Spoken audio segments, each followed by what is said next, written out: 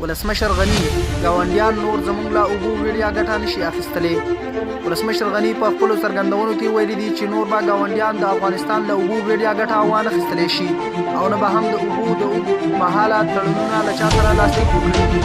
ولسمشر غني نن په چارچینار ماڼۍ کې د ملي شورا کمیسیونونو او وزیرانو سره په ناسته کې وویل چې د ولسي جرګې څخه مننه کوم چې د اوبو قانون یې تصویب کړ.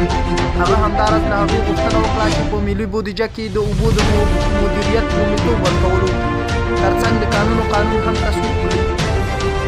هغه همداراز د ولسي جرګې استازو ته وویل چې د اړتیا پر مهال مو خپلې پوښتنې په لیکلي ډول اړونده وزارتونو او مسؤلینو ته واستوئ چې هغوی له پوره چمتووالي سره حاضر شي. هغه همداراز حکومتي مسؤلینو ته هم لارښوونه وکړه چې د ولسي جرګې استازو ته په خپل وخت ځواب ویلو موضوع جدي ونیسي.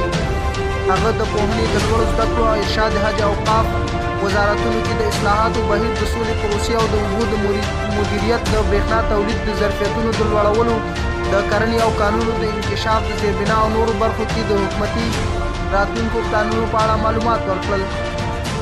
ولسمشر غني د کانونو ترڅنګ د اوبو لمریز او بادي برېښنا د تولید ظرفیت ته په اشارې وویل چې موږ د بادي برېښنا د تولید په موخه له زیمنس کمپنۍ سره په مذاکراتو کې یو په راتلونکي په افغانستان کې د برېښنا د تولید لیږد او مدیریت له لارې پرېمانه عاید ترلاسه کړي.